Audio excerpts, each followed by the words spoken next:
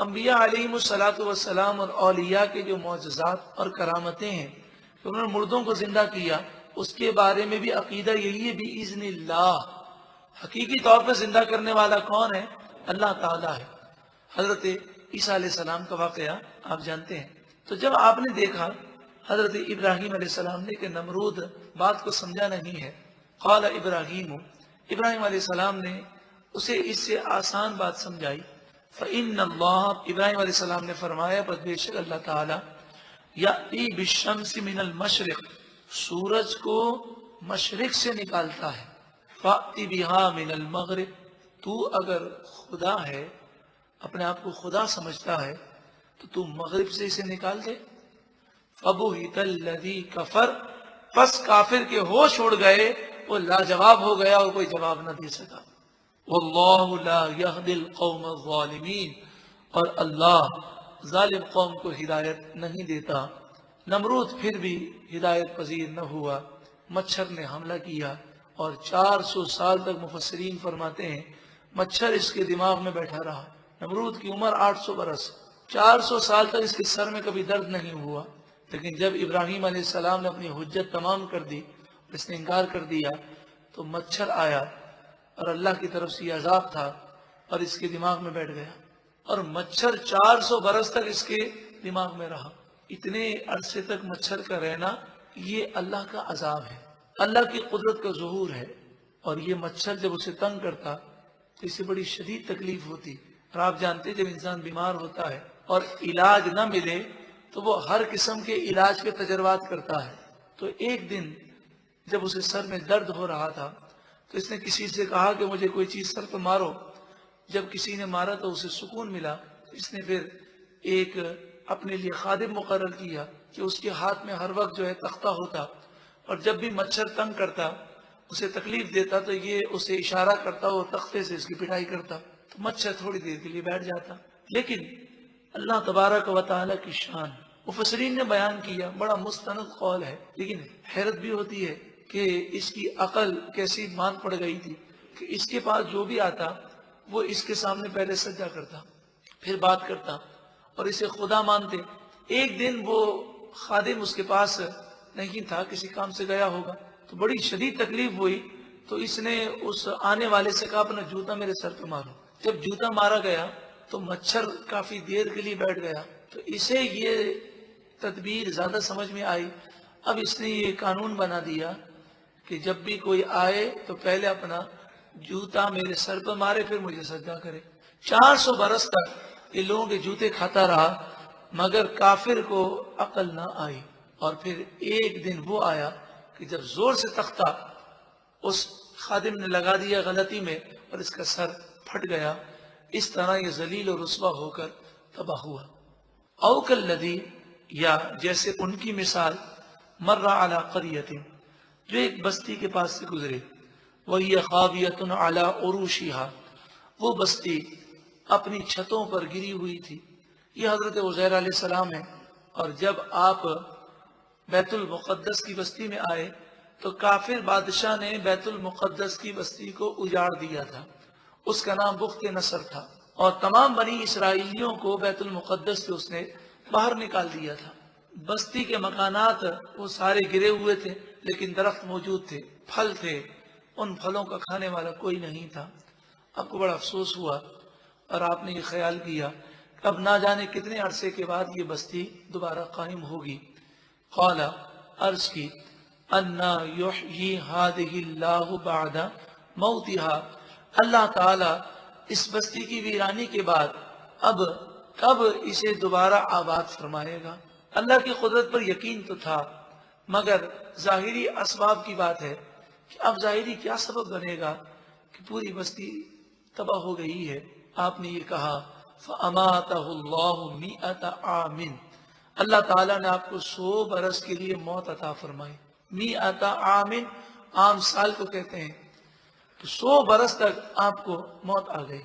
آپ ایک درخت کے نیچے سو گئے، دراز گوش جسے ہم گدھا کہتے ہیں، تو دراز گوش مبارک پر آپ سوار تھے، آپ نے وہ اپنے قریب درخت کے ساتھ باندھ دیا، اور آپ کے پاس کچھ کھانے پینے کی چیزیں تھیں، کھجور تھی اور انگور کا رس تھا، وہ آپ نے رکھا اور درخت کے نیچے آپ سوئے اور 100 سال تک آپ سوتے رہے۔ اللہ تعالیٰ کی شان کہ آپ کو اللہ تعالیٰ نے لوگوں سے اوجھل کر دیا، 100 سال تک کسی کو آپ نظر نہ آئے۔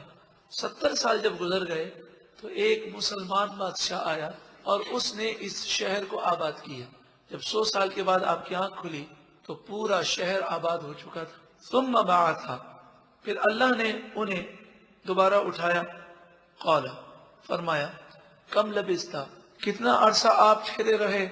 قال لبثت یوما او بعد یوم، آپ نے فرمایا ایک دن یا اس سے بھی کم۔ یہاں پر مفسرین فرماتے ہیں کہ نبی نہ تو جان بوجھ کے جھوٹ بولتے ہیں، نہ بے خیالی میں ان کی زبان سے جھوٹ جاری ہوتا ہے۔ اللہ تعالیٰ ان کی زبان کو جھوٹ سے محفوظ فرماتا ہے۔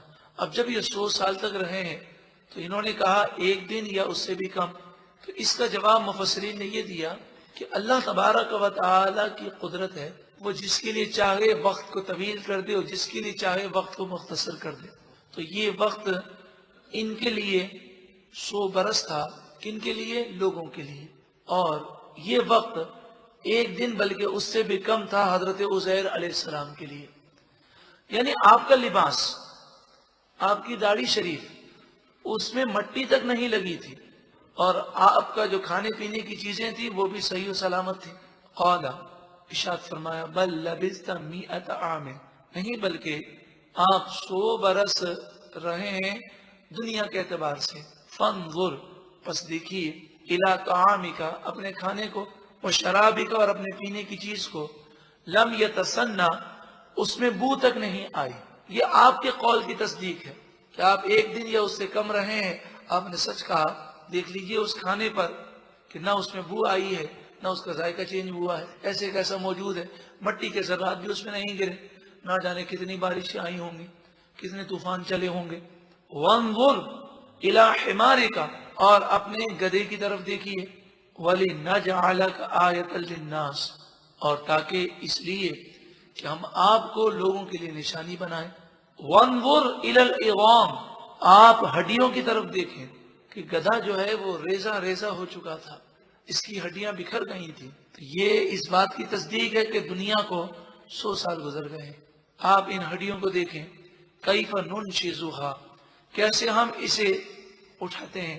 آپ نے دیکھا تو ہڈیاں اٹھیں، اور جو ہڈیاں گل کر فنا ہو گئی تھیں وہ اللہ کی قدرت سے پیدا ہوئیں، اور آپ کے سامنے ہڈیوں کا ڈھانچہ کھڑا تھا۔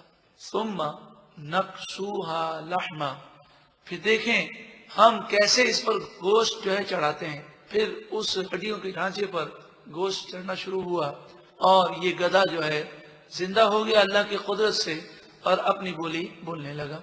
فلما تبین لہ، پس جب یہ معاملہ ان کے لیے ظاہر ہوا، قال اعلم، عرض کی میں تو پہلے ہی سے جانتا ہوں، ان اللہ علی کل شیء قدیر، بے شک اللہ تعالی ہر چاہت پر قادر ہے۔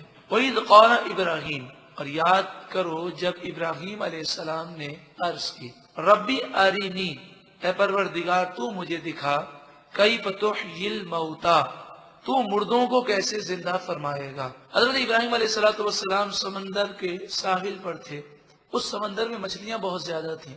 آپ نے یہ دیکھا کہ ایک لاش سمندر کے ساحل پر پڑی ہے اور درندے اسے کھا رہے ہیں۔ پھر درندے روانہ ہوئے تو پرندے اترے اور انہوں نے نوچنا شروع کیا۔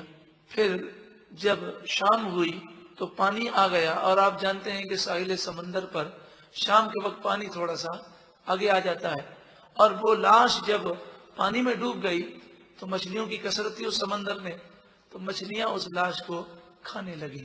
آپ کے ذہن میں یہ خیال پیدا ہوا، اس لاش کے کچھ ذرات پرندوں کے پیٹ میں ہیں، کچھ مچھلیوں کے پیٹ میں، کچھ درندوں کے پیٹ میں۔ اللہ تعالیٰ زندہ کرنے پر قادر ہے، اور یہ تمام ذرات اللہ تعالیٰ کل بروز قیامت جمع فرما دے گا۔ لیکن مجھے اس بات کا علم تو ہے، میں اگر یہ منظر اپنی آنکھوں سے دیکھوں، یہ دیکھنے کی آپ کو خواہش پیدا ہوئی، یہاں یہ مراد ہے۔